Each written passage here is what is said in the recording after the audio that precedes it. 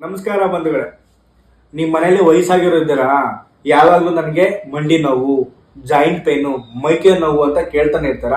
ಅಂಥವ್ರಿಗೆ ಒಂದು ಒಳ್ಳೆಯ ಔಷಧ ಇದೇನು ಹೇಳಿ, ಮಂಗರವಳ್ಳಿ, ಸಂದು ಬಳ್ಳಿ ಅಂತೀವಿ. ಇದನ್ನ ವಿಶೇಷವಾಗಿ ನಾಟಿ ಹಸುವಿನ ತುಪ್ಪದಲ್ಲಿ ಹುರಿದು ತಿನ್ನೋದ್ರಿಂದ ಯಾವುದೇ ರೀತಿಯ ಮಂಡಿ ನೋವು ಬರೋದಿಲ್ಲ, ಹಾಗೆ ಮೈಕೈ ನೋವು ಬರೋದಿಲ್ಲ. ಇನ್ನೊಂದು ಏನಪ್ಪಾ ಅಂದ್ರೆ, ಇನ್ನಾರ ಕಾಲು ಮುರಿದಾಗ, ಕೈ ಮುರಿದಾಗ ಇದನ್ನ ಪೇಸ್ಟ್ ಮಾಡಿ ಹಚ್ಚೋದ್ರಿಂದ ಆ ಒಂದು ಮೂಳೆ ಜಾಯಿಂಟ್ ಆಗುತ್ತೆ. ಹಾಗೆ ತುಪ್ಪದಲ್ಲಿ ಹುರಿದು ತಿನ್ನೋದ್ರಿಂದ ತುಂಬಾನೇ ಬೇಗ ಮೂಳೆ ಕೂಡ್ಕೊಳ್ಳುತ್ತೆ.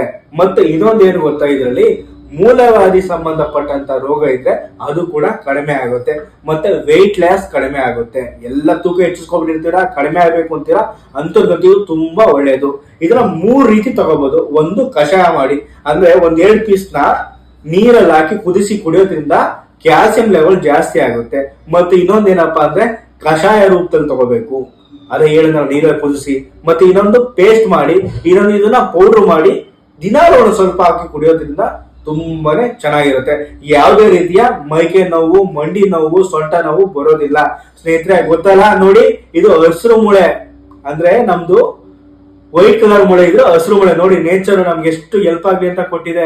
ಇಂಥ ಸಂದು ಬಳಿನ ಬಳಸ್ಕೊಳ್ಳಿ, ನಿಮ್ಮ ಮಂಡಿ ನೋವು, ಸೊಂಟ ನೋವಿಂದ ದೂರ ಆಗಿ.